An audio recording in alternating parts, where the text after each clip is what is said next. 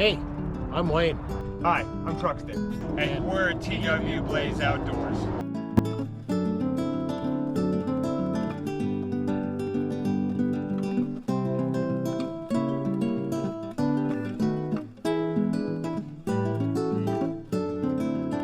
So this is my 2019 Subaru Outback. I went with the forest green color, just liked it a lot. First modifications we did with this one was we took the base tires that came with it, took them off immediately, put on the Geolander Geo 15s instead of the base tire.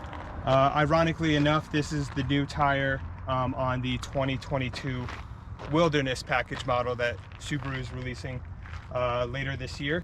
All right, and then for the wheels over here, we went with the base model rims that came from Subaru, but we actually are on the limited model, so these are the 18-inch rims. So we wanted to keep those, get a little bit more ground clearance on the 18-inch. You're a little bit limited in the 18-inch buying field in terms of what you can get compared to the 17 inches, so we just kept with the stock alloy rims. And so as we move along, we also upgraded the lift kit initially. We wanted more ground clearance. We decided to go with the Ready Lift, which is a 2-inch lift kit that we had installed by a third party. And we also installed the Primitive Racing skid plates onto the bottom of the car as well. We have the front skid plate, the mid skid plate, and the rear skid plate to protect that differential in the back. Wanted all three kind of as a full safety measure. The additions I made to the car personally, I added the ski racks on top. These are on the factory crossbars. I just wanted some nice ski racks for the winter. So the next addition was the Thule bike rack. You can see it holds my mountain bike. It holds 2 mountain bikes with the addition to be able to add a back sequence, so it's 4. But it doesn't stick off too much is what I really like about it. Doesn't stick off too far from the car either. And so when we're overlanding, hopefully we don't have to worry about those departure angles as much. When the bikes are on it, it sticks out a little bit more and you're gonna have to worry about it. But we'll kind of see how it goes once we start going on some tougher trails this summer. So the final modification that I will be making to my car, but is not currently here yet, is I will be getting a rooftop tent. And I went this time with the super light rooftop tent from GFC. Those are just finishing up production and getting shipped out. I'm currently in the second batch, so hopefully we'll see it by the end of May. But that is the next movement for this car, and I will be using the stock roof rack system on the Subaru temporarily and seeing how that goes. So on my 2019 Outback, I basically did the same build, or we actually did the builds together almost simultaneously. So I do have the Ready Lift 2-inch lift on it, and have the Geolander tires with the stock rims, and did put the skid plates on, the Primitive Racing skid plates. Since I was carrying a lot of weight in the car with my OEM springs and suspension, I had the lift kit on. It didn't even look like I had a lift kit.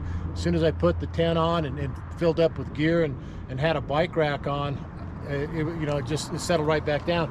So went out and put the Rally Tech springs on, and when I put them on with the car empty after I had the Rally Techs on, I measured to my front skid plate 11 inches, and my back skid plate was 10 3/4. Right now, as sits, and I still got some gear in here I'm going to show you, it's 10 inches to the front skid plate and 10 inches to the back skid plate and 12 inches to the bottom of my hitch. That's what I have on clearance with this, which is, I probably maybe have another 100 pounds in myself, I guess, to put in this car to go, overlanding.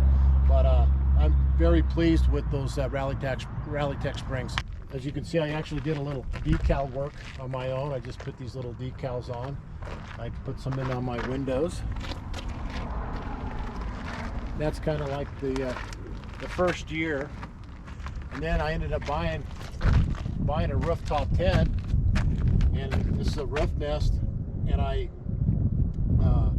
had it on last year right directly to the rails, but it was really tight. I couldn't hardly even get my hands in there to wrench down the brackets. So I built myself a unistrut rack, just specifically for my tent, and then also gave me some extensions I could put on.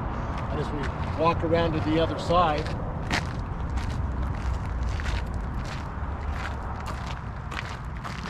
the extensions, I have the awning I put on. It's an off-road roading awning. I really like this awning, and last year I had it, I kind of had it, I guess the best way to say is MacGyvered to my roof rack. It held, but it was really close to my tent, and now I got some space where I have a little bit of room. I might take it in. I also, this past winter, I ended up putting the primitive rock rails on. And as you can see, you can hardly notice them. They're really, really nice, and they really sit up nice.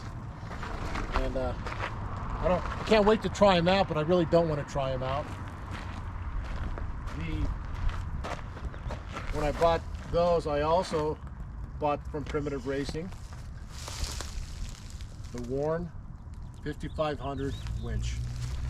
And this is to be able to pull myself out, not to pull anybody else out.